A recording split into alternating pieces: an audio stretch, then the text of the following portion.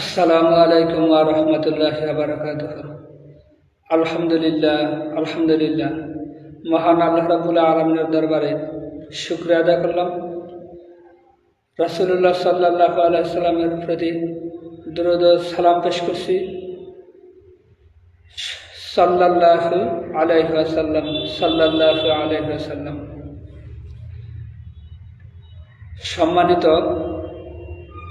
সম্মানিত মুসলিম ভাই ও বোনেরা, গতকালকে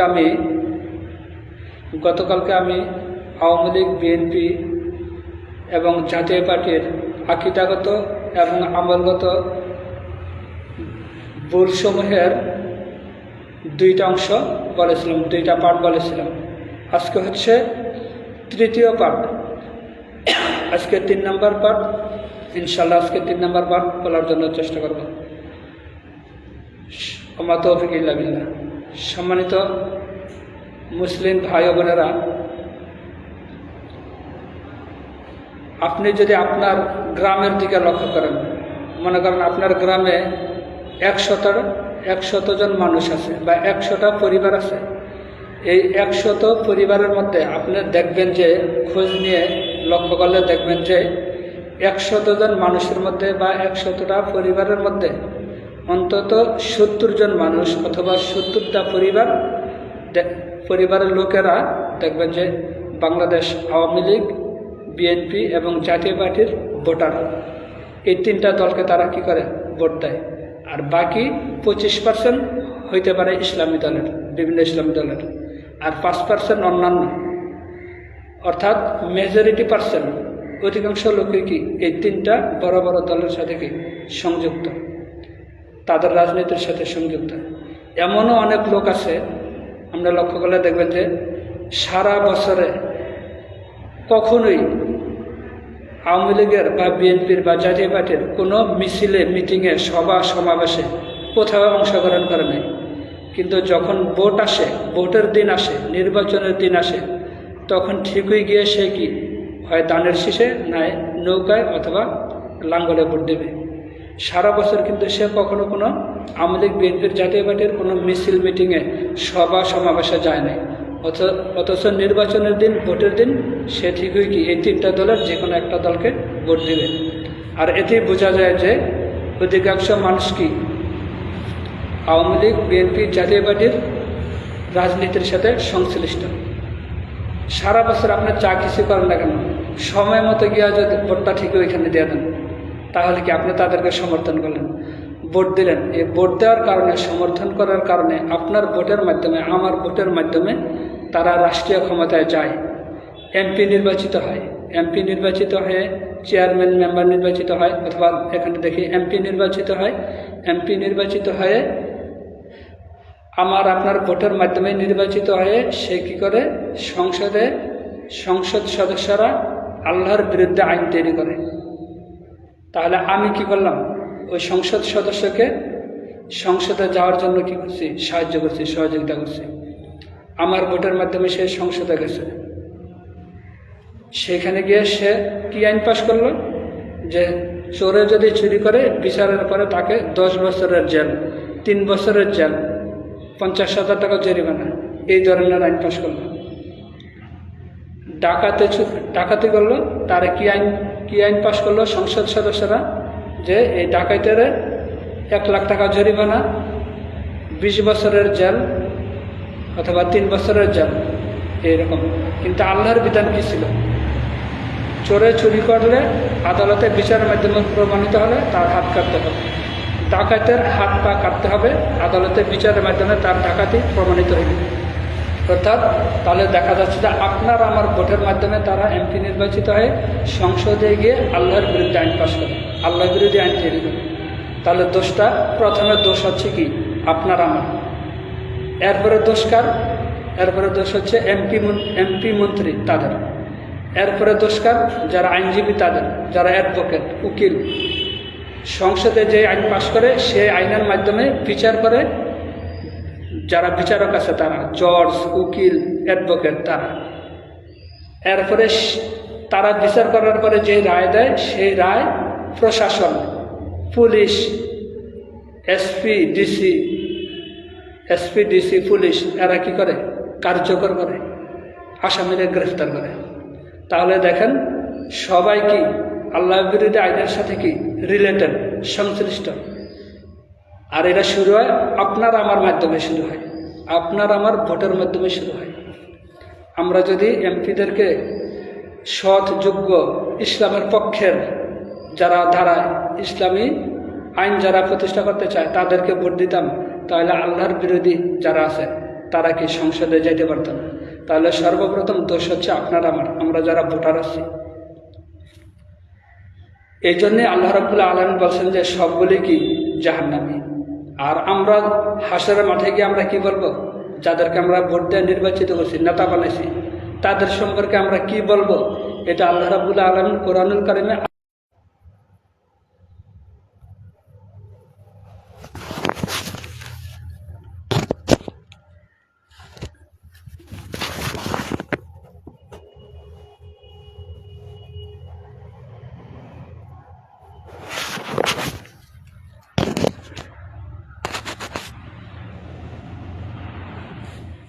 দুঃখিত, কারণ একটু সমস্যা ছিল, অর্থাৎ নেট সংক্রান্ত সমস্যা, সংযোগ পাচ্ছিল না, বিচ্ছিন্ন হয়ে গিয়েছিল। ইনশাল্লাহ এখন আবার শুরু হয়েছে। তো যাই হোক, যেটা বলতেছিলাম যে আপনার আমার ভোটের মাধ্যমে তারা কি হয়? সংসদ সদস্য নির্বাচিত হয়। আল্লাহ রাব্বুল আলামিন সূরা বাকারার 166 এবং 167 নম্বর আয়াতে অথবা শুধুমাত্র 66 এবং 67 নম্বর আয়াতে আমি একটু দেখে নিই যে আমরা একটু দুরূদ শরীফ পড়ি। আল্লাহুম্মা সাল্লি আলা সাইয়্যিদিনা আল্লাহুম্মা সাল্লি আলা মুহাম্মদ ওয়া আলা আলি মুহাম্মদ কামা সাল্লাইতা আলা ইব্রাহিম ওয়া আলা আলি ইব্রাহিম ইন্নাকা হামিদুম মাজিদ। আল্লাহুম্মা বারিক আলা মুহাম্মদ ওয়া আলা আলি মুহাম্মদ কামা বারাকতা আলা ইব্রাহিম ওয়া আলা আলি ইব্রাহিম ইন্নাকা হামিদুম মাজিদ।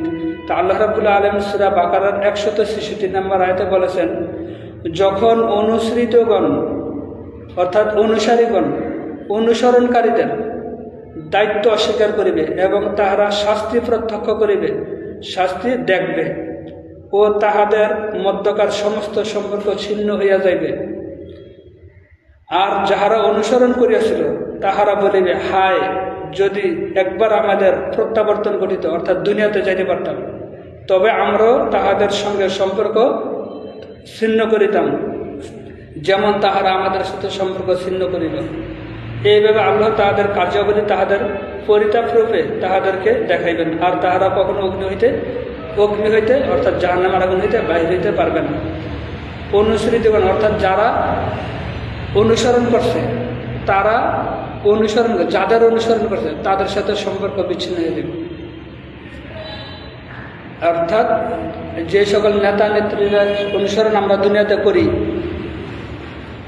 তাদের সাথে কর্মীদের দুনিয়াতে এখন যারা আমরা কর্মী আছি এই কর্মীদের সম্পর্ক ছিন্ন হয়ে যাবে এবং উভয় গ্রুপ কি জাহান্নামে যাবে।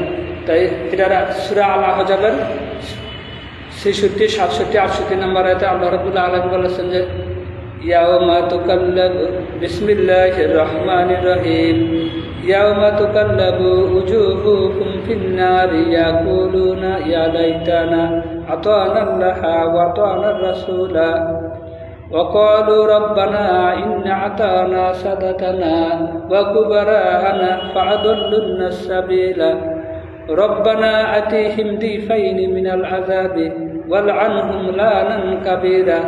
আল্লাহ রাব্বুল আলামিন সূরা আল আহজাবের 66 নম্বর, 67 নম্বর, 68 নম্বর আয়াতে বলেছেন যে যখন জাহান্নামীদেরকে জাহান্নামে নিক্ষেপ করা হবে এবং জাহান্নামের অগ্নিতে তাদের মুখমণ্ডলে শাস্তি দেওয়া হবে, দগ্ধ করা হবে, তখন তারা আফসোস করে বলবে, হায় আমরা কেন আল্লাহ এবং আল্লাহর রাসূলের আনুগত্য করলাম না। এরপরে তারা বলবে, হে আমাদের রব, আমরা আমাদের বড়দের এবং নেতাদের কথা মেনেছিলাম, তাদেরকে আমরা অনুসরণ করেছিলাম, তারা যেভাবে বলছে আমরা সেভাবে চলেছিলাম। তারা বলছে তাদেরকে ভোট দেওয়ার জন্য, আমরা তাদেরকে ভোট দিছি। হে আমাদের রব, তারা আমাদেরকে কি করছে? পথভ্রষ্ট করছে। রব্বানা আতিহিম দিফাইনিল মিনাল আযাবি ওয়াল আনহুম লানান কাবীরা। অর্থাৎ হে আমার রব, হে আমাদের রব, তুমি আজকে তাদেরকে কি করো, তোমার পক্ষ থেকে তাদের উপরে গজব লানান কাবিরা, মানে বড় ধরনের গজব বর্ষণ করো, বড় ধরনের লানত বর্ষণ করো এবং তাদেরকে দ্বিগুণ শাস্তি দাও। তখন আল্লাহ রাব্বুল আলামিন বলবেন, তোমাদের উভয়ের জন্য কি, সবার জন্য কি দ্বিগুণ শাস্তি আছে। এটা হচ্ছে সূরা আরাফের 38 নম্বর আয়াতে। আরও অন্য আরেকটা সূরার মধ্যে আছে যে নেতা নেত্রী কর্মী বাহিনী ভোটার মোটার যা আছে, যারা অন্যায়কারী জাহান্নামী, সবগুলোর একই শাস্তি দেওয়া হবে, দ্বিগুণ শাস্তি দেওয়া হবে। তাহলে দেখেন, তাহলে যারা আমরা, মূল কথা হচ্ছে যারা আমরা ভোট দেই, আমাদের থেকে আমাদের দোষ আগে, আমাদের দোষ আগে, আমাদের দোষ এই জন্য যে আমরা তাদেরকে নেতা নির্বাচন করি, এমপি মন্ত্রী নির্বাচন করি। এরপরে দোষ হচ্ছে এমপি মন্ত্রী, তারা আল্লাহ বিরোধী আইন পাশ করে। এরপরে দোষ হচ্ছে যারা আইনজীবী আছে তাদের, যারা বিচারক তাদের। এরপরে দোষ হচ্ছে পুলিশ প্রশাসনের। তো যাই হোক, আমরা সবাই কি বাংলাদেশ আওয়ামী লীগ, বিএনপি, জাতীয় পার্টি সহ যত মানুষ আছি, যারা আমরা নিজেদেরকে মুসলিম দাবি করি, আমরা সবাই কি জান্নাতে যাইতে চাই। কিন্তু জান্নাতে যাইতে হইলে আমাদের আকীদা সহি হইতে হবে। ঈমান, আকীদা, চিন্তা চেতনা। আকীদা কি? আকীদা হচ্ছে বিশ্বাস, চিন্তা চেতনা। এগুলি কি আল্লাহ সম্পর্কে সুস্পষ্ট ধারণা থাকতে হবে, আল্লাহ সম্পর্কে সঠিক ধারণা থাকতে হবে। শিরিক করা যাবে না আল্লাহর সাথে। তো আকীদা, বিশ্বাস যদি আমাদের সঠিক না হয়, তাহলে আমরা কি জান্নাতে যাইতে পারবো না। সম্মানিত আওয়ামী লীগ, বিএনপির ভাই বোনেরা, জাতীয় পার্টির ভাই বোনেরা, আপনারা হয়তো বলতে পারেন, প্রশ্ন করতে পারেন যে আপনি একজন সাধারণ মানুষ, সাধারণ হুজুর, আপনি এইভাবে বলতেছেন, কিন্তু আপনার চেয়ে তো অনেক হাজার হাজার গুণ বড় বিজ্ঞ আলেম ওলামা আছে। সারা বাংলাদেশে লক্ষ লক্ষ মসজিদ আছে, প্রায় 3 লাখ, 3.5 লাখ মসজিদ আছে, হাজার হাজার মাদ্রাসা আছে, মুফতি মুহাদ্দিস আছে, বড় বড় আলেম ওলামা আছে। তারা তো আপনার মতো এইভাবে বলে না। হ্যাঁ, কেন বলে না? না বলার কিছু কারণ, না বলার অনেক কি আছে, তাদের অনেক সীমাবদ্ধতা আছে, আমারও সীমাবদ্ধতা আছে। দেখেন, আলেম ওলামা, পীর বুজুর্গ, তারা অনেক শ্রদ্ধার ব্যক্তি, শ্রদ্ধাভাজন ব্যক্তি। অনেক বিভিন্ন কারণে তারা এগুলি বলতে পারে না, তাদের বিভিন্ন ধরনের সীমাবদ্ধতা আছে। যেমন বড় একটা মাদ্রাসা, মানে হাজার হাজার ছেলেমেয়েরা লেখাপড়া করে, আলেম ওলামা তৈরি হয়। ওই মাদ্রাসার বড় হুজুরে যদি একটা বইলা দেয় আওয়ামী লীগ আর বিএনপির বিরুদ্ধে, গিয়া লোকেরা কি করবো, ওই মাদ্রাসায় হামলা চালাইব, হামলা চালিয়ে মাদ্রাসা ভাঙচুর করবো, উৎখাত করে দিব। তো এইখানে যে হাজার হাজার আলেম ওলামা তৈরি হইতেছিল, এটা তো হইতে পারলো না। মসজিদে বললে, আচ্ছা যাক, এই বিষয়টা আমি আজকে আলোচনা করতেছি। দেখেন যে সম্মানিত ভাই বোনেরা, সারা দেশের হাজার হাজার মসজিদের ইমাম, খতিব, বড় বড় বক্তা, আলেম ওলামা, বড় বড় মাদ্রাসার বড় বড় বিজ্ঞ আলেম ওলামা আপনার মতো আওয়ামী লীগ, বিএনপির ভুল ত্রুটিগুলো কেন বলে না? এর উত্তর হচ্ছে, সারা দেশের মসজিদের ইমাম খতিবদের বেতন, খাবার ও অন্যান্য খরচ বহন করে অধিকাংশ ক্ষেত্রেই, অর্থাৎ অধিকাংশ ক্ষেত্রেই ওই যে 70% লোকের কথা বললাম, 70% ভোটার সমর্থন। তাই এই জন্য অধিকাংশ ক্ষেত্রে এরা হচ্ছে আওয়ামী লীগ, বিএনপির, জাতীয় পার্টির নেতা কর্মী এবং ভোটাররা। অধিকাংশ মসজিদের সভাপতি, সেক্রেটারি, ক্যাশিয়ার থাকে আওয়ামী লীগ, বিএনপির এবং জাতীয় পার্টির লোকেরা, নেতাকর্মীরা। দেশের প্রতিটি সমাজের প্রায় 70% লোক ওই 3টা দলের সাথে রিলেটেড।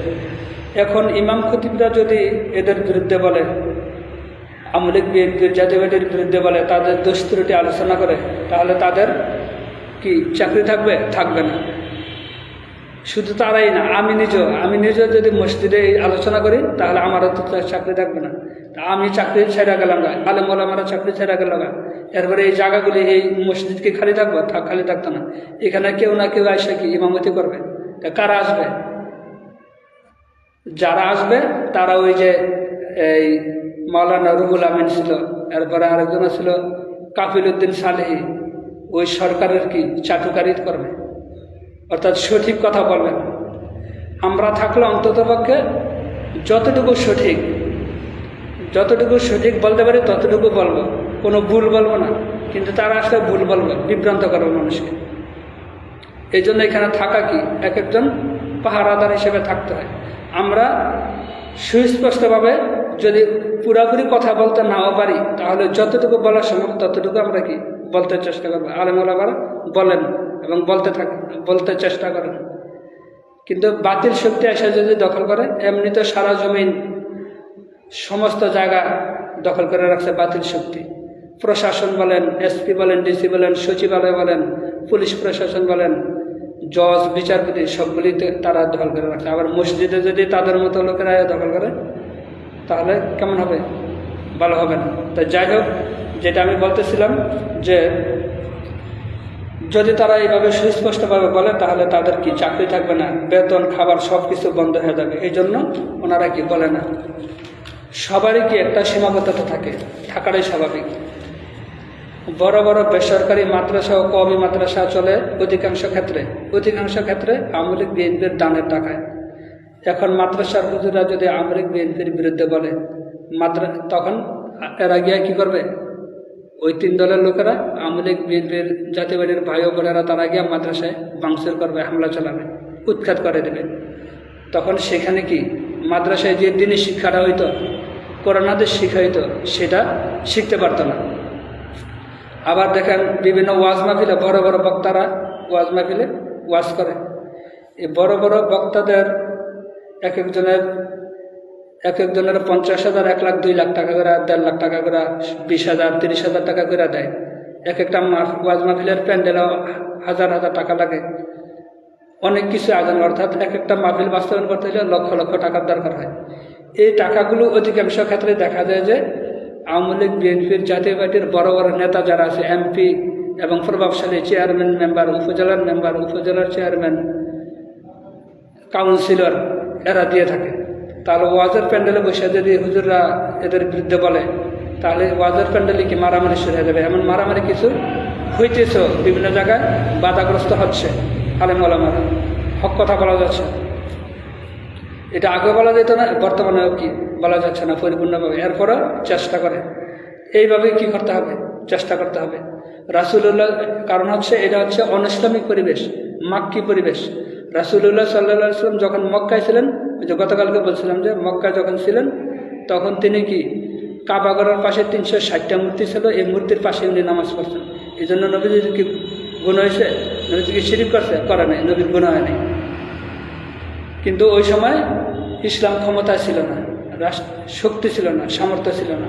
কিন্তু আরেকটা বিষয় হচ্ছে, সামর্থ্য ছিল না এটাই যে এরকম বিষয়, এইরকম না। ইচ্ছা করলে আল্লাহ জোর করে কি করতে পারতেন? মূর্তি সরিয়ে দিতে পারতেন।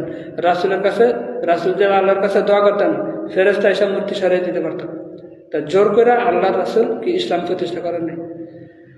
মানুষের মাধ্যমে সমাজের লোকদের চিন্তা চেতনার মধ্যে পরিবর্তন আনছে, দাওয়াত দিছে, মানুষ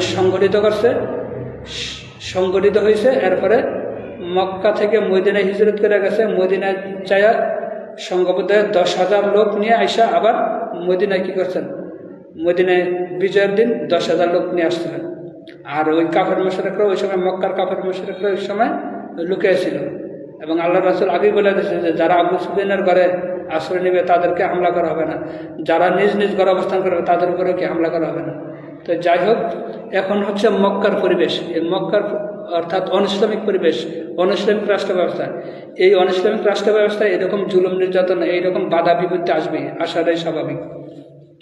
তো যাই হোক, এরপরে দেখেন সরকার ও প্রভাবশালী পক্ষ থেকে জুলুম নির্যাতন আসবে। এই জন্য দেখানো হযরত মুসা আলাইহিস সালামের সময় ফেরাউনেরা কি করছে, ফেরাউনের উত্তরসূরিরা এখনো কি আছে। আবার ইব্রাহিম আলাইহিস সালামের সময় নমরুদ ছিল, এই জন্য কি ইব্রাহিম থেমে গেছে? থামে নাই। আবার আবু জাহলের সময় রাসূলুল্লাহ সাল্লাল্লাহু আলাইহি ওয়াসাল্লামের সময় আবু জাহেল, উতবা, সাহেবা তারা ছিল, তারা বিরোধিতা করছে, প্রভাবশালী ছিল। যোগে যোগে সবসময় লক্ষ্য করবেন যে 2টা শক্তি বাধা দেয়। ইসলামী রাষ্ট্র ব্যবস্থা প্রতিষ্ঠা হওয়ার ব্যাপারে 2টা শক্তি বাধা দেয়। একটা হচ্ছে রাষ্ট্রীয় শক্তি, আর একটা হচ্ছে সমাজের প্রভাবশালী লোক যারা, তারা বাধা দেয়। কারণ প্রভাবশালী লোকেরা বিচার আচারের মাধ্যমে ঘুষ খায়, সুদ খায়, অন্য মানুষের জায়গা দখল করে, গরিব মানুষের জায়গা দখল করে। ইসলামী রাষ্ট্র প্রতিষ্ঠিত হইলে তারা এগুলো করতে পারবে না, এই জন্য তারা বাধা দেয়। অর্থাৎ প্রতিষ্ঠিত কায়েমি স্বার্থবাদী শক্তি তারা প্রতিষ্ঠিত হয়ে গেছে, এই অন্যায় অপকর্ম করে অনেক টাকার মালিক হয়ে গেছে। এই প্রশাসন গেলে, প্রশাসনের কাছে মামলা করলে তারা গিয়ে কী করে, পুলিশের রিকোয়েস্ট করে, পুলিশের অর্থাৎ থানায় মামলা নেয় না, তারা বলে দেয় যে মামলা নিও না, আপনি আমি যারা দুর্বল আছে, গরিব আছে, আমরা ওই থানায় গিয়েও কি কোনো বিচার পাই না তাদের জন্য, প্রভাবশালী লোকদের কারণে। এই প্রভাবশালীরা কী করে, বাধা দেয়। এরপরে দেখেন, ডাকাতের হাত কাটা, জিনা এবং মদ পানকারীর শাস্তির কথা বললে, যদি যারা ইসলাম প্রতিষ্ঠা করতে চায় তারা যদি চোরের হাত কাটার কথা বলে, যারা মদ পান করে তাদের যে শাস্তি আছে ইসলামে 80টা বেত্রাঘাত, এই শাস্তির কথা বলে, জেনা ব্যভিচার যারা করে তাদের যে ইসলামের শাস্তি আছে এই শাস্তির কথা বলে, তখন বিএনপি আওয়ামী লীগের লোকেরা কী করে, বা যারা আছে প্রভাবশালী আছে তারা কী করে, বাধা দেয়। এবং কারণ হচ্ছে তারা জানে যে ইসলামপন্থী লোক যদি ক্ষমতায় যায় তাহলে তারা দুর্নীতি, চাঁদাবাজি, দুর্নীতি, জনগণের সম্পদ চুরি, অর্থাৎ এই যে গম আসে, চাল চুরি করে, গম চুরি করে, এগুলি তারা করতে পারবে না, এই জন্য তারা বাধা দেয়। তো যাই হোক, আজকের আলোচনার গত দুইটা যেই অংশ, দুইটা পার্ট ছিল, এই দুইটা পার্টের মধ্যে আমি আকীদাগত 3টা ভুল বলেছি। আজকে হচ্ছে আকীদাগত 4 নম্বর ভুল। সম্মানিত আওয়ামী লীগ, বিএনপি, জাতীয় পার্টির এবং ভাই ও বোনেরা, আপনাদের আকীদার মধ্যে যেই ভুল আছে সেই ভুল আজকে হচ্ছে 4 নম্বর ভুল বলবো। দেখেন, 4 নম্বর ভুল হচ্ছে আদর্শ এবং নেতা। আমাদের আদর্শ নেতা হচ্ছেন রাসূলুল্লাহ সাল্লাল্লাহু আলাইহি ওয়াসাল্লাম। যারা মুসলিম তাদের নেতা হচ্ছেন কে? আল্লাহর হাবিব মুহাম্মাদুর রাসূলুল্লাহ সাল্লাল্লাহু আলাইহি ওয়াসাল্লাম, উনি হচ্ছেন আমাদের আদর্শ। আর যারা সম্মানিত শ্রদ্ধাভাজন আওয়ামী লীগ, বিএনপির, জাতীয় পার্টির ভাই ও বোনেরা, আপনাদের যে আদর্শ, সেটা হচ্ছে কার আদর্শ? বঙ্গবন্ধুর আদর্শ, জিয়াউর রহমানের আদর্শ, এরশাদের আদর্শ, অর্থাৎ জাতীয়তাবাদ, গণতন্ত্র, ধর্মনিরপেক্ষ মতবাদ, এই সকল আদর্শে আপনারা বিশ্বাস করেন এবং তাদের আদর্শ মানেন। এই জন্য দেখা যায়, অথচ মুসলমান যারা আমরা আছি, আমাদের আদর্শ হচ্ছেন রাসূলুল্লাহ সাল্লাল্লাহু আলাইহি ওয়াসাল্লাম। আল্লাহ রাব্বুল আলামিন বলেছেন যে, বিসমিল্লাহির রহমানির রহিম, লাকাদ কানা লাকুম ফি রাসূলিল্লাহি উসওয়াতুন হাসানাহ, অর্থাৎ তোমাদের জন্য আমার রাসূলের জীবনের মধ্যে, আমার রাসূলের মধ্যে রয়েছে সর্বোত্তম আদর্শ। আল্লাহর হাবিব হচ্ছেন আমাদের জন্য এবং সমস্ত মুসলমানের জন্য সর্বোত্তম অনুসরণীয় আদর্শ। আমরা হচ্ছি বিশ্বনবীর সৈনিক, আমরা হচ্ছি রাসূলুল্লাহ সাল্লাল্লাহু আলাইহি ওয়াসাল্লামের সৈনিক, নবী মুহাম্মদ সাল্লাল্লাহু আলাইহি ওয়াসাল্লামের আদর্শের সৈনিক। আমরা যারা মুসলিম, আমাদের স্লোগান হচ্ছে, আমার নেতা তোমার নেতা বিশ্বনবী মুস্তাফা। আমরা সবাই নবীর সেনা, ভয় করি না ভুলের বোমা। এগুলো হচ্ছে আমাদের স্লোগান, আমরা যারা মুসলিম বা যে ইসলামী দলগুলি আছে তাদের স্লোগান। বিশ্বনবীর সৈনিকেরা এক হও, জিহাদ করো, এটা হচ্ছে আমাদের স্লোগান। কিন্তু সম্মানিত আওয়ামী লীগ, বিএনপি, জাতীয় পার্টির ভাই ও বোনেরা, আপনারা বলেন যে আমরা সবাই মুজিবের সৈনিক, আমরা সবাই বঙ্গবন্ধুর সৈনিক, আমরা সবাই জিয়ার আদর্শের সৈনিক। কিছুদিন আগে ডক্টর রেজা কিবরিয়া নামে এক লোক বিএনপিতে যোগদান করছে, সে বলছে যে আমি জিয়ার আদর্শের সৈনিক। নাউজুবিল্লাহি মিন যালিক। তাহলে এই ধরনের কথা বললে কি ইমান থাকবে? থাকবে না। আবার আপনাদের স্লোগান হচ্ছে, এক জিয়া লোকান্তরে লক্ষ জিয়া ঘরে ঘরে, এক মুজিব লোকান্তরে লক্ষ মুজিব ঘরে ঘরে। আমরা সবাই মুজিব সেনা, ভয় করি না বলেন বোমা। আমরা সবাই জিয়ার সেনা, ভয় করি না বলেন বোমা। কিন্তু আমরা যারা মুসলিম, আমাদের স্লোগান হচ্ছে, আমরা সবাই নবীর সেনা, ভয় করি না বলেন বোমা। আমরা হচ্ছে নবীর আদর্শের সৈনিক। আপনারা বলেন আপনারা মুজিবের, বঙ্গবন্ধু শেখ মুজিবুর রহমানের আদর্শ ধর্মনিরপেক্ষ মতবাদ কায়েম করতে চান। ধর্মনিরপেক্ষ মতবাদ এর প্রতিষ্ঠাতা হচ্ছেন মেকিয়াভেলি। এর অনার্স মাস্টার্সের বা বিএসএসের বিয়ের যে রাষ্ট্রবিজ্ঞান বই আছে, সেই রাষ্ট্রবিজ্ঞান বই আছে, ওগুলো পড়লে আপনারা বুঝতে পারবেন। এরপরে বিএনপির ভাইরা জিয়ার আদর্শে অর্থাৎ জাতীয়তাবাদ প্রতিষ্ঠা করতে চান, আবার গণতন্ত্র প্রতিষ্ঠা করতে চান। গণতন্ত্রের প্রতিষ্ঠাতা হচ্ছে আব্রাহাম লিঙ্কন। তা আপনারা আব্রাহাম লিঙ্কনের আদর্শে বিশ্বাসী, কিন্তু আমাদেরকে বিশ্বাস করতে হবে রাসূলুল্লাহ সাল্লাল্লাহু আলাইহি ওয়াসাল্লামের আদর্শে। আমরা হচ্ছি আল্লাহর হাবিবের আদর্শের সৈনিক, ইসলামী আদর্শের সৈনিক। আবার দেখেন আপনারা জিয়ার আদর্শ, ইসলামের আদর্শ, এরপরে বঙ্গবন্ধুর আদর্শ, এরশাদের সমাজতান্ত্রিক আদর্শ, এগুলির সাথেও থাকতে চান, আবার মুসলমানদের সাথেও থাকতে চান। অর্থাৎ আপনারা নবীকেও মানতে চান, আবার শেখ মুজিব, জিয়াউর রহমান এদেরকেও মানতে চান। কিন্তু ইসলামে মুসলমানদের জন্য রাসূলুল্লাহ সাল্লাল্লাহু আলাইহি ওয়াসাল্লামের আদর্শ ছাড়া অন্য কোনো আদর্শ গ্রহণযোগ্য না। যেটা আমি পূর্বের আলোচনাতে বলেছি, যে এখানে আরও বলি যে আল্লাহ রাব্বুল আলামিন বলেছেন যে বিসমিল্লাহির রহমানির রহিম, কুল ইন কুনতুম তুহিব্বুনাল্লাহা ফাত্তাবিউনি ইউহিব্বুকুমুল্লাহু ওয়া ইয়াগফির লাকুম যুনুবাকুম ওয়াল্লাহু গফুরুর রহিম। আল্লাহ রাব্বুল আলামিন সূরা ইমরানের 31 নম্বর আয়াতে বলেছেন যে হে নবী, আপনি বলে দেন তারা যদি আমার ভালোবাসা পাইতে, আল্লাহকে ভালোবাসে, তাহলে তারা যেন আপনার অনুসরণ করে, অর্থাৎ রাসূলুল্লাহ সাল্লাল্লাহু আলাইহি ওয়াসাল্লামকে অনুসরণ করে। আল্লাহর ভালোবাসা পাইতে চাইলে আমাদেরকে কি করতে হবে? রাসূলুল্লাহ সাল্লাল্লাহু আলাইহি ওয়াসাল্লামের আদর্শ মানতে হবে, তাকে অনুসরণ করতে হবে। আর আল্লাহর হাবিবকে অনুসরণ করলে আল্লাহ রাব্বুল আলামিন আমাদের গুনাহ পাপ মাফ করে দেবেন। আলহামদুলিল্লাহ, সুবহানাল্লাহ। তাহলে আমরা যদি এখন আল্লাহর রাসূলকে বাদ দিয়া বঙ্গবন্ধুরে অনুসরণ করি, জিয়াউর রহমানকে অনুসরণ করি, তাহলে কি আমরা মুক্তি পাবো? পাবো না। এরপরে আল্লাহ রাব্বুল আলামিন আরও বলেছেন সূরা নিসার 59 নম্বর আয়াতে আল্লাহ রাব্বুল আলামিন বলেছেন যে ইয়া আইয়ুহাল্লাযীনা আমানু আতিউল্লাহা ওয়া আতিউর রাসূলা ওয়া উলিল আমরি মিনকুম ফাইন তানাযাতুম ফি শাইইন ফারুদ্দুহু ইলাল্লাহি ওয়ার রাসূলি ইন কুনতুম তু'মিনুনা বিল্লাহি ওয়াল ইয়াউমিল আখির যালিকা খায়রু ওয়া আহসানু তা'ইলা। আল্লাহ রাব্বুল আলামিন সূরা নিসার 59 নম্বর আয়াতে বলেছেন যে হে ঈমানদারগণ, তোমরা কি করো? আল্লাহ এবং আল্লাহর রাসূলের আনুগত্য করো। আল্লাহ এবং আল্লাহর রাসূলের আনুগত্য করতে বলছে। আর আমরা যদি আল্লাহ এবং আল্লাহ রাসূলের আনুগত্য বাদ দিয়ে অন্য কারো আনুগত্য করি, ইহুদি, খ্রিস্টান, বৌদ্ধ, তাদের যে বিধিবিধান আছে, রাষ্ট্রীয় বিধিবিধান, সেগুলো যদি আমরা মানি, তাহলে কি আমরা মুসলিম হতে পারবো? আল্লাহ রাব্বুল আলামিন বলছেন যে আল্লাহ এবং আল্লাহর রাসূলের আনুগত্য করো, এবং তোমাদের মধ্যে যারা নেতা আছে তাদের আনুগত্য করো।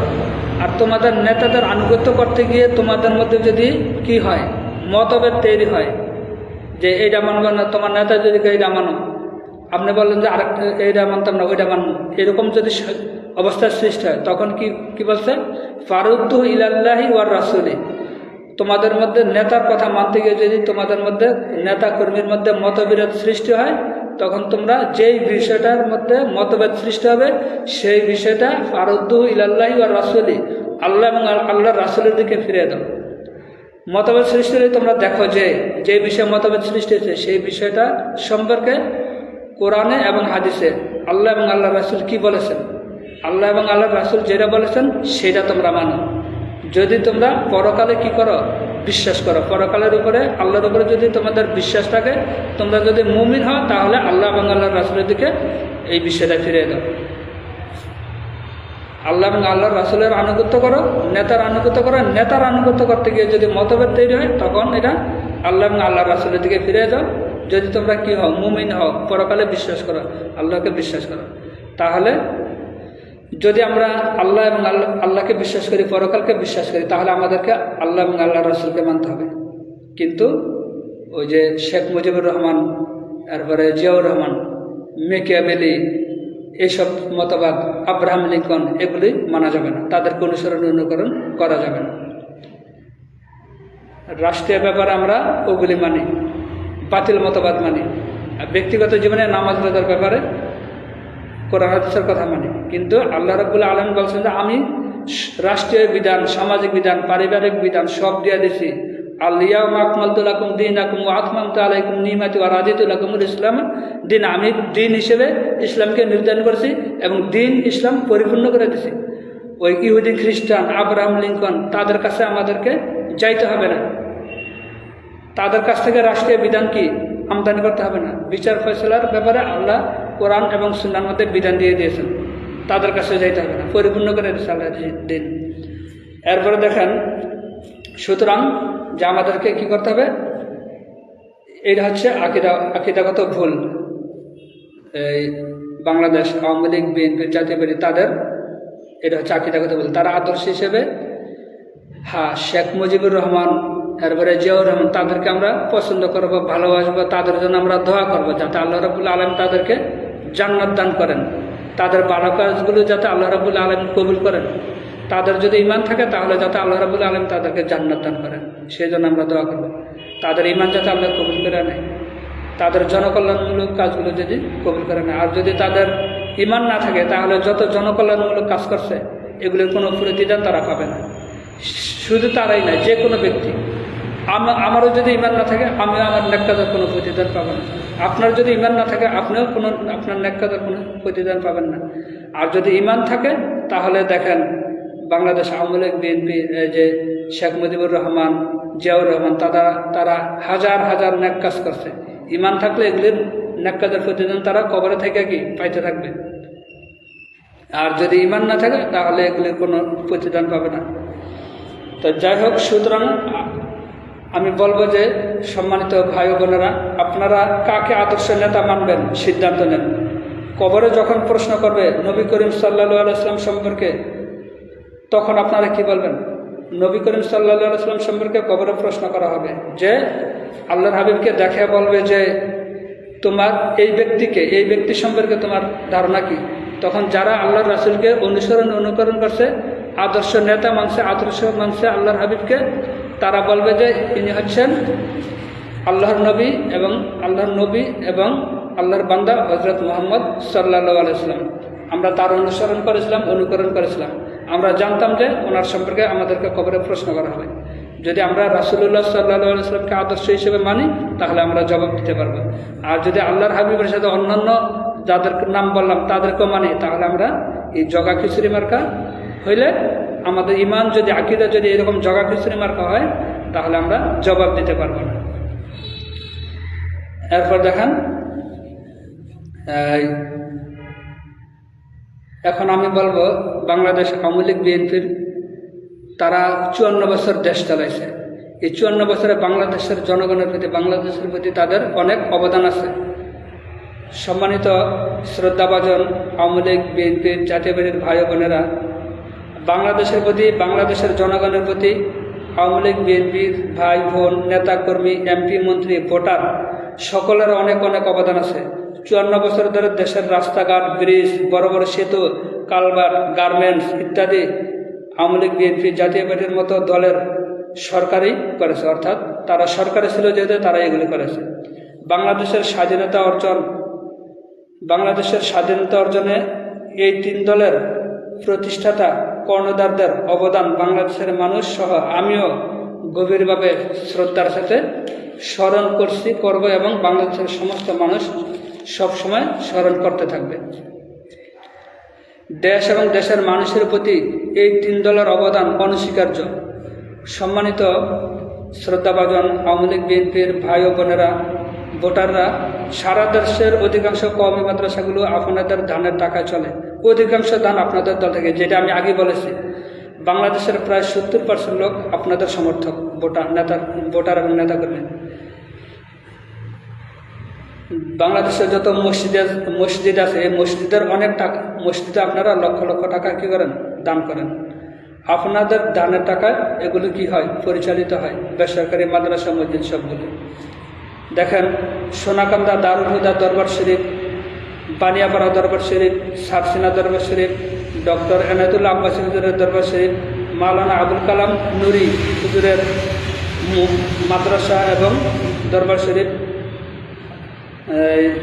পীর মুফতি গিয়াসউদ্দিন তাহিরি হুজুরের মাদ্রাসা দরবার শরীফ, আহলে হাদিসের মাদ্রাসাগুলো, উজানির মাদ্রাসা চাঁদপুর, হাটহাজারীর মাদ্রাসা চট্টগ্রাম সহ অর্থাৎ যত বেসরকারি মাদ্রাসা মসজিদ আছে এগুলোর অধিকাংশ দান সরকার টাকা আসে, অনুদান আসে আওয়ামী লীগ, বিএনপি, জাতীয়বাদীর ভোটারদের, নেতাকর্মীদের কাছ থেকে।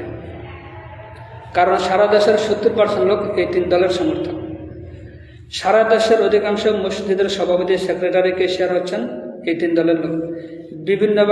আপনারা বিভিন্নভাবে লক্ষ লক্ষ কোটি কোটি টাকা মসজিদ মাদ্রাসায় দান করেন, কবরস্থানে, ঈদগাহে দান করেন। বড় ছোট সারা দেশের প্রায় সব ওয়াজ মাহফিলে আপনাদের সভাপতি, প্রধান অতিথি আপনারা থাকেন। এসব ওয়াজ মাহফিলে হাজার হাজার লক্ষ লক্ষ টাকা আপনারা দান করেন। এই সকল দান যদি আল্লাহর কাছে কবুল করাইতে চান, দানের সব যদি আপনারা পাইতে চান, তাহলে কি করতে হবে?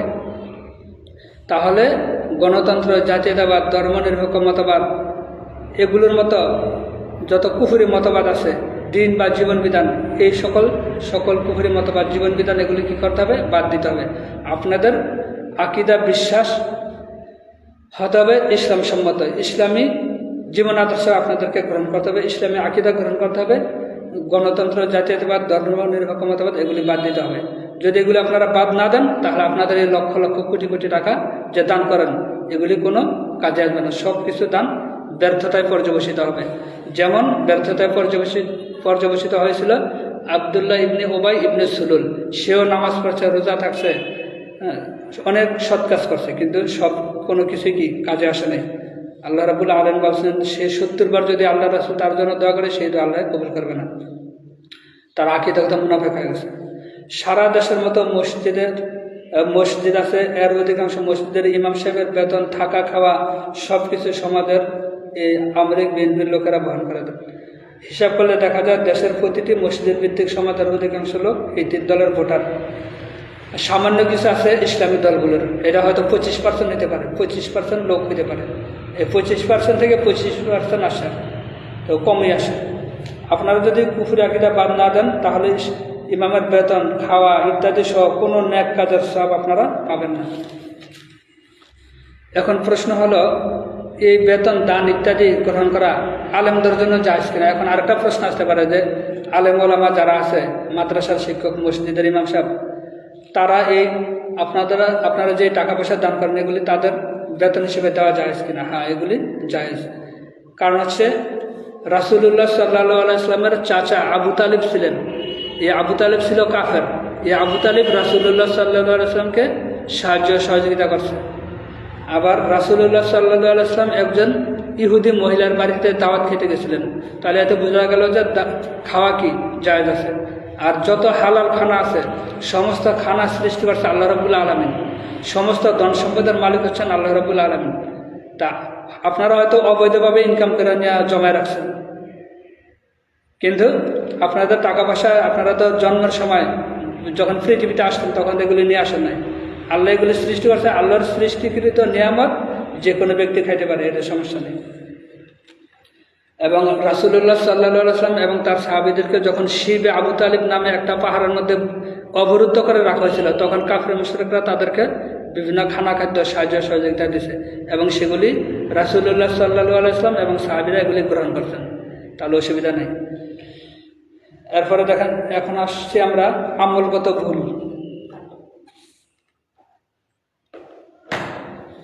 সম্মানিত শ্রদ্ধাভাজন আওয়ামী লীগ, বিএনপির ভাই বোনেরা, জাতীয়বাদীর ভাই বোনেরা, আপনাদের দলের দেখা যাবে 10% লোক, অর্থাৎ আমার মনে হয় আপনাদের দলের 10% লোক চাঁদাবাজি, দুর্নীতি, সুদ, ঘুষ, দর্শন, লুটপাট, চুরি, ডাকাতি ইত্যাদি অপরাধের সাথে জড়িত। দেখা যায় একদল ক্ষমতা থেকে নামলে দুর্নীতি, জনগণের সম্পদ লুটপাট, চুরি, ডাকাতির ইত্যাদি অপরাধের প্রমাণ পাওয়া যায়। অর্থাৎ একদল ক্ষমতাতে নামলে আরেক দল আসা এই দুর্নীতির, চুরি, ডাকাতির মামলা মোকদ্দমা করতে থাকে আরেক দলের, যারা ক্ষমতাতে নামছে তাদের বিরুদ্ধে। একদল নামলে আরেক দলের মন্ত্রী এমপিরা কি করছে না করছে এগুলো সব বোঝা যায়। বাংলাদেশ আওয়ামী লীগ এর অনেক এমপি মন্ত্রীরা অনেক দুর্নীতির সাথে জড়িত। বিএনপির শাসনামলে বাংলাদেশ দুর্নীতিতে 4 বার চ্যাম্পিয়ন হয়েছে। বিএনপির অনেক এমপি মন্ত্রীর অনেক দুর্নীতির প্রমাণ পাওয়া গেছে, যার কারণে সাবেক প্রধানমন্ত্রী খালেদা জিয়ার নামও অনেক দুর্নীতির মামলা হয়েছে। তারেক রহমান সহ অনেকের নামে বিদেশে টাকা পাচারের মামলা রয়েছে। আওয়ামী লীগের মন্ত্রী সালমান এফ রহমান শুধুমাত্র ইসলামী ব্যাংক থেকে 50,000 কোটি টাকা লুটপাট করে নিয়ে গেছে। শেখ হাসিনার পিয়ন 400 কোটি টাকার মালিক।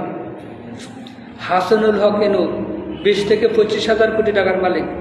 এইসব টাকা কোথা থেকে তারা ইনকাম করেছে? শেখ হাসিনার ব্যাংকের লকারে 832 ভরি স্বর্ণ পাওয়া গেছে। এগুলো সব জনগণের সম্পদ। চুরি ডাকাতি লুটপাট দুর্নীতি করে ইনকাম করছে তারা। সম্মানিত এল বিএনপির ভাই ও বোনেরা, আপনাদের নেতাকর্মী এমপি মন্ত্রীরা জনগণের সম্পদ লুটপাট করে দুর্নীতি করে 20, 25, 50,000 কোটি টাকার মালিক হয়।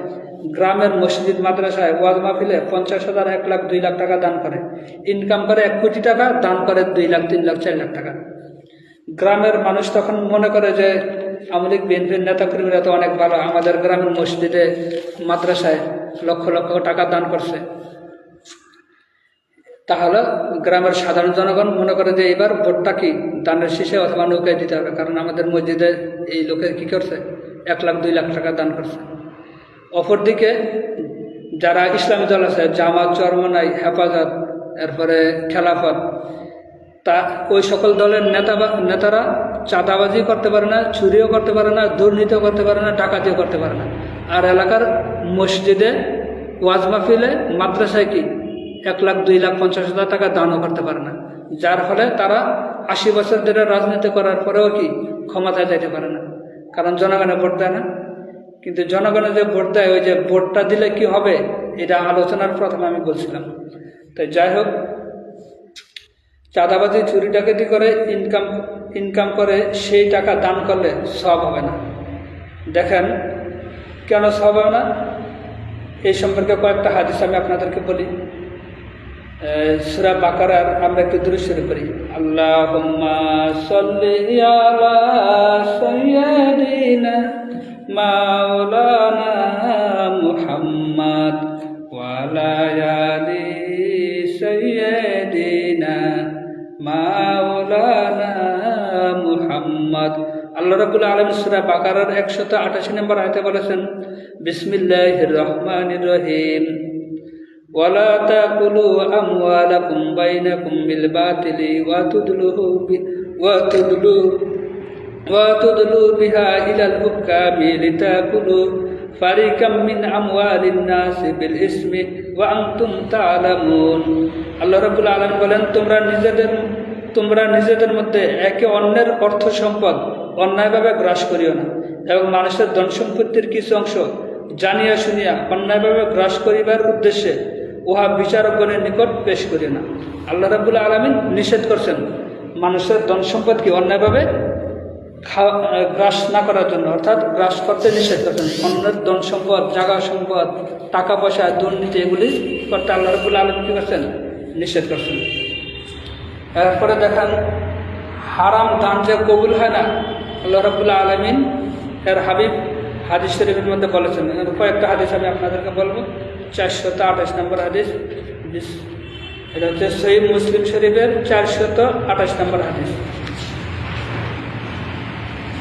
আব্দুল্লাহ ইবনে, সহিহ মুসলিম শরীফ 428 নম্বর হাদিস, আব্দুল্লাহ ইবনে ওমর রাদিয়াল্লাহু আনহু পীড়িত ইবনে আমিরকে, পীড়িত মানে হচ্ছে অসুস্থ, ইবনে আমিরকে, আমির হচ্ছে একজন খলিফা, একজন প্রশাসক, গভর্নর ছিলেন, একটা এলাকার দায়িত্বশীল ছিলেন, মানে যেমন ডিসিএসপি এরকম পর্যায়ের। অসুস্থ আমিরকে দেখতে গিয়েছিলেন। তখন আমির তাকে বললেন, হে ইবনে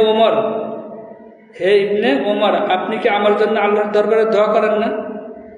তখন আব্দুল্লাহ ইবনে ওমর রাদিয়াল্লাহু আনহু বললেন, আমি রাসূলুল্লাহ সাল্লাল্লাহু আলাইহি ওয়াসাল্লামকে বলতে শুনেছি যে পবিত্রতা ছাড়া নামাজ কবুল হয় না, অর্থাৎ পাক পবিত্র হয়ে নামাজ পড়তে হয়, নতুবা নামাজ কবুল হয় না।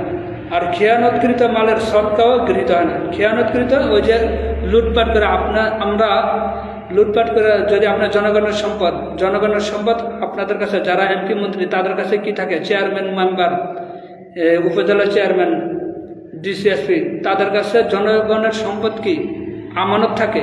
এই আমানতের খেয়ানত করে যারা টাকা ইনকাম করে, এমপি মন্ত্রীরা যে টাকা ইনকাম করে, আমানতের খেয়ানত করে যে টাকা ইনকাম করে, সেই ইনকাম থেকে যদি দান করে, সেই দান কি আল্লাহ রাব্বুল আলামিন কবুল করেন না।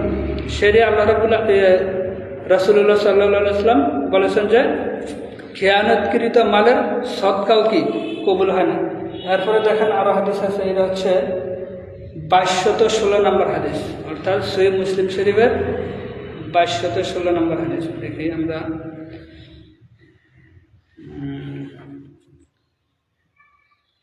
দেখেন 2216 নম্বর হাদিস সহিহ মুসলিম শরীফ। আবু হুরায়রা রাদিয়াল্লাহু আনহু বর্ণনা করেছেন, রাসূলুল্লাহ সাল্লাল্লাহু আলাইহি ওয়াসাল্লাম ইরশাদ করেছেন, হে লোকগণ, আল্লাহ পবিত্র, আল্লাহ কি পবিত্র, তিনি পবিত্র ছাড়া কোনো কিছু গ্রহণ করেন না। অর্থাৎ পবিত্র, আল্লাহর যেমন পবিত্র তেমন পবিত্র জিনিসই আল্লাহ কি করেন, গ্রহণ করেন।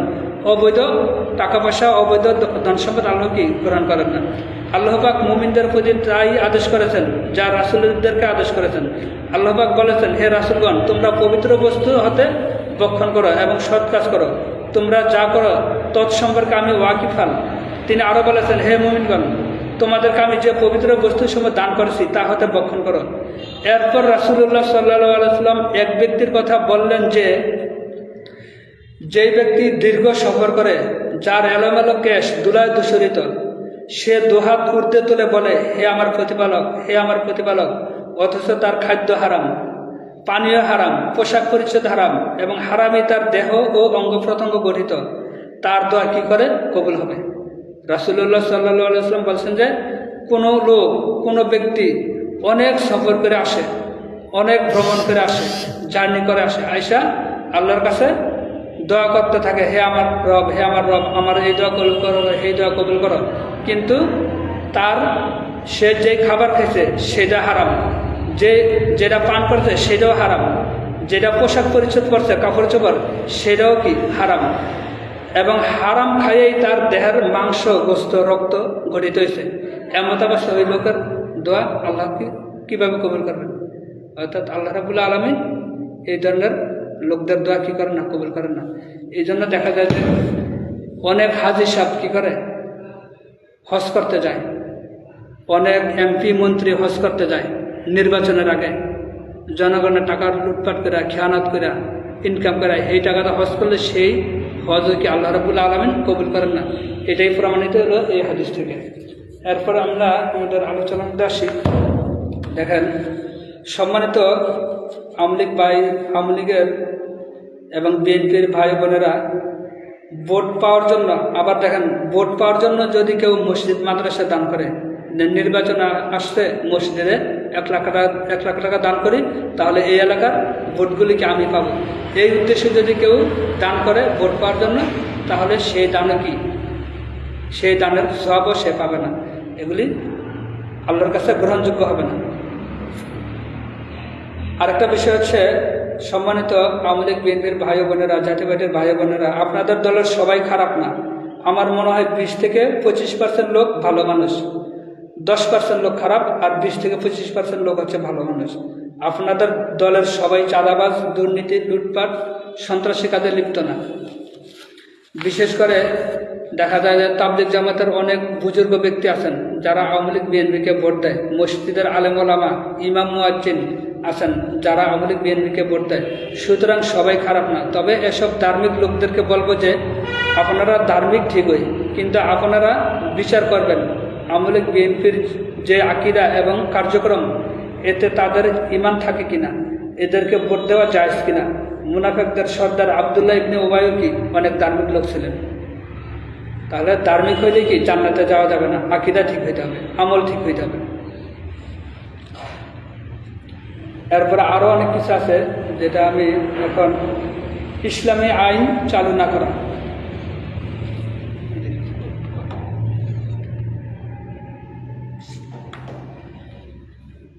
ইসলামী আইন চালু না করা অর্থাৎ এর হচ্ছে আমলগত ভুল। প্রিয় আওয়ামী লীগ বিএনপির জাতীয়বাদীর ভাই বোনেরা, আপনাদের দল মোট প্রায় 54 বছর দেশ চালাইছে, রাষ্ট্রীয়ভাবে ইসলামী আইন চালু করার ক্ষমতা থাকা সত্ত্বেও 54 বছরে তারা দেশে ইসলামী আইন চালু করেনি। আপনারা তো নিজেদেরকে মুসলিম দাবি করেন, তাহলে কেন আওয়ামী লীগ বিএনপির জাতীয় পার্টির নেতা নেত্রী এমপি মন্ত্রীরা দেশে ইসলামী আইন চালু করলেন না? ইহা খুবই দুঃখজনক। সংবিধান থেকে গণতন্ত্র, ধর্মনিরপেক্ষ মতবাদ, জাতীয়তাবাদ, এসব কুফরি মতবাদ কেন বাদ দিলেন না? 54 বছরে এগুলো বাদ দেওয়া সম্ভব ছিল, অথচ বাদ দেননি। অথচ আওয়ামী লীগ সংবিধান থেকে আল্লাহর উপর আস্থা এবং বিশ্বাস এটা বাদ দিয়ে ধর্মনিরপেক্ষ মতবাদ সংযোজন করেছে। সুদ ভিত্তিক অর্থ ব্যবস্থা বাতিল করেনি, খুন ধর্ষণের শাস্তি, চোরের হাত কাটার বিধান চালু করেনি, ইসলামী শিক্ষা ব্যবস্থা চালু করেনি। অথচ নবী করিম সাল্লাল্লাহু আলাইহি ওয়াসাল্লাম বলেছেন, তোমাদের সামনে যদি কোনো একটি অন্যায় কাজ সংঘটিত হয়, এটা হচ্ছে সহিহ মুসলিম শরীফের 85 নম্বর হাদিস। সহিহ মুসলিম শরীফের 85 নম্বর হাদিস। এখানে রাসূলুল্লাহ সাল্লাল্লাহু আলাইহি ওয়াসাল্লাম কি বলেছেন সেটা আমি আপনাদেরকে একটু পরে শোনাই। সহিহ মুসলিম শরীফের 85 নম্বর হাদিস, একটু দূরে শরীফ পড়ি। আল্লাহুম্মা সাল্লি আলা সাইয়্যিদিনা ওয়া নাবিয়িনা ওয়া শাফিয়িনা ওয়া হাবিবিনা ওয়া মাওলানা মুহাম্মদ সাল্লাল্লাহু আলাইহি ওয়া আলিহি ওয়া সাহবিহি ওয়া বারিক ওয়া সাল্লিম। সহিহ মুসলিম শরীফের আগে আমরা 83 নম্বর হাদিসটা পড়ি। আবু বকর ইবনে আবি শাইবা, মুহাম্মদ ইবনে মুসান্না রাদিয়াল্লাহু আনহু, তারিক ইবনে শিহাব রাদিয়াল্লাহু আনহু তো বর্ণনা করেছেন। তিনি বলেছেন, ঈদের নামাজের পূর্বে মারওয়ান ইবনে হাকাম সর্বপ্রথম খুতবা প্রদান শুরু করলেন। তখন এক ব্যক্তি দাঁড়িয়ে বললেন যে খুতবার আগে নামাজ হবে, অর্থাৎ খুতবার আগে কি হয়, নামাজ পড়তে হয়, এরপরে খুতবা দিতে হয়। কিন্তু মারওয়ান ইবনে হাকাম কি করলো, সে আগে খুতবা দিল, পরে নামাজ পড়লো। মারওয়ান বললেন এ রীতি রহিত করা হয়েছে। এরপরে মারওয়ানকে যখন বলা হলো তুমি এটা কেন করলা, তখন সে বলল যে খুতবার আগে যেই আগে খুতবা দিতে হয় এবং পরে নামাজ পড়তে হয়, এইটাই কি চালু আছে। কিন্তু সাহাবীরা বললেন যে না, আগে নামাজ পড়তে হবে, এরপরে খুতবা দিতে হবে। মারওয়ান বলছে উল্টাটা। এতে আবু সাঈদ রাদিয়াল্লাহু আনহু বললেন, এই ব্যক্তি তো তার কর্তব্য পালন করছে, এবং যে বাধা দিছে তার সম্পর্কে আরেকজন সাহাবী বলছে যে এই লোক কি তার যে কর্তব্য ছিল সেটা সে পালন করছে। অর্থাৎ মারওয়ানকে জানাই দিছে যে তুমি রাসূলুল্লাহ সাল্লাল্লাহু আলাইহি ওয়াসাল্লামের যে সুন্নত, সেই সুন্নত তুমি পালন করলে না। তুমি কি করলে, আগে খুতবা দিলে, এরপরে ঈদের নামাজ পড়লে। এরপরে আবু সাঈদ রাদিয়াল্লাহু আনহু বলেন, আমি রাসূলুল্লাহ সাল্লাল্লাহু আলাইহি ওয়াসাল্লামকে বলতে শুনেছি, তোমাদের কেউ যদি কোনো অন্যায় কাজ হতে দেখে তবে সে যেন হাত দ্বারা তার সংশোধন করে, যদি এর ক্ষমতা না থাকে তবে মুখের দ্বারা, যদি তাও সম্ভব না হয় তবে অন্তর দ্বারা ওই কাজের প্রতি ঘৃণা পোষণ করবে। আর এটা হলো ঈমানের সর্বনিম্ন পর্যায়। তাহলে দেখেন যে রাসূলুল্লাহ সাল্লাল্লাহু আলাইহি ওয়াসাল্লাম বলছেন যে তোমার সামনে যদি কোনো অন্যায় কাজ সংঘটিত হয় তাহলে তুমি কি করো, হাতের দ্বারা বাধা দাও, মুখের দ্বারা বাধা দাও। আর এটি যদি করতে না পারো তাহলে তুমি অন্তর দ্বারা কি করো, ঘৃণা করো, অথবা অন্তর দ্বারা পরিকল্পনা করো এটা কিভাবে সরানো যায়, কিভাবে এটা বন্ধ করা যায়। এই 85 নম্বর হাদিসে এরকমই, সময় কম হওয়ার কারণে আমি সেটা বললাম না। তাহলে এরপরে 85 নম্বর হাদিসের শেষ অংশটা বলি যে আর তারা সেসব কাজ করতে যেগুলো এরপরে যারা তাদের বিরুদ্ধে, এরপরে এদের বিরুদ্ধে যারা হাত দ্বারা যুদ্ধ করবে তারা মুমিন, অর্থাৎ অন্য কাজে যারা হাতের দ্বারা বাধা দিবে তারা হচ্ছে মুমিন। এটা 85 নম্বর হাদিস সহিহ মুসলিম শরীফের। আর যারা তাদের বিরুদ্ধে রসনা দ্বারা, অর্থাৎ মুখের দ্বারা বাধা দিবে বা যুদ্ধ করবে তারাও মুমিন। আর যারা তাদের বিরুদ্ধে মনে মনে ঘৃণা পোষণ করবে বা যুদ্ধ করবে, মনে মনে তাদেরকে ঘৃণা করবে বা মনে মনে সেই অন্য কাজটা প্রতিরোধ করার চেষ্টা করবে বা পরিকল্পনা করবে, তারাও মুমিন। তার বাইরে সরিষার দানা পরিমাণও কি নাই, ঈমান নেই। এখন দেখেন আওয়ামী লীগ বিএনপির জাতীয় পার্টির এমপি মন্ত্রীরা দীর্ঘ 54 বছর দেশ চালাইছে, তারা নিজেরাই কি অন্যায় করে, তারা বাধা দিব দূরের কথা, তারা নিজেরাই কি করে, এই সকল অন্যায় করে, ইসলাম বিরোধী কার্যক্রম করে, তখন তাদের ঈমান কতটুকু থাকে আপনারাই কি বিচার বিবেচনা করবেন। তারা মন্ত্রী এমপিরাই ইসলাম বিরোধী কাজকর্ম করে, ইসলাম বিরোধী আইন সংসদে পাশ করে। তাহলে দেখেন আওয়ামী লীগ বিএনপির সাবেক এমপি মন্ত্রী, নেতা কর্মী, ভোটার এদের কতটুকুই বানাচ্ছে। এসব আইন না করার কারণ হচ্ছে, অর্থাৎ ইসলামের যে আইনগুলি আছে এই আইনগুলি বাস্তবায়ন না করার কারণ হচ্ছে চোরের হাত কাটার আইন করলে আওয়ামী লীগ বিএনপির এমপি মন্ত্রীদের হাতে আগে কাটা যাবে।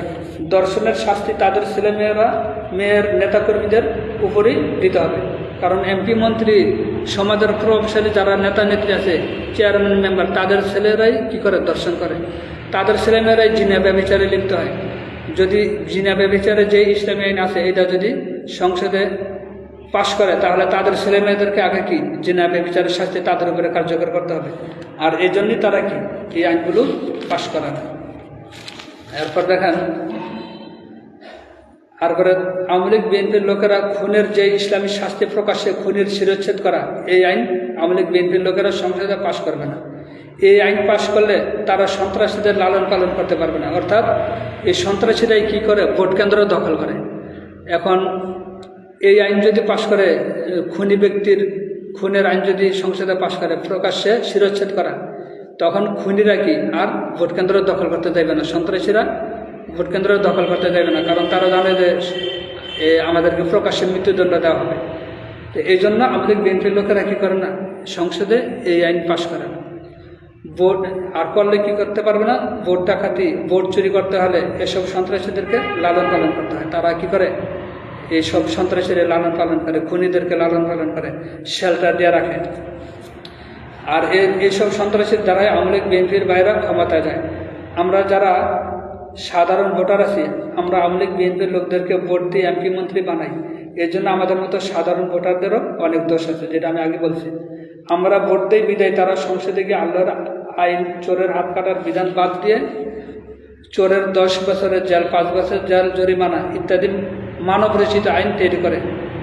বিচারকরা সংসদে তৈরি করা আইন দিয়ে বিচার করে, রায় দেয় চোরের 5 বছরের জেল ইত্যাদি। যে না বিচারের কোনো আইনই বাংলাদেশের আইনে নাই। পুলিশ এই আইন বাস্তবায়ন করে, চোরকে জেলে পাঠায়। তাহলে এখন দেখেন, প্রথমে আপনার আমার দোষ, কারণ আমরা এই ভোট দিয়ে এমপি মন্ত্রী বানাই।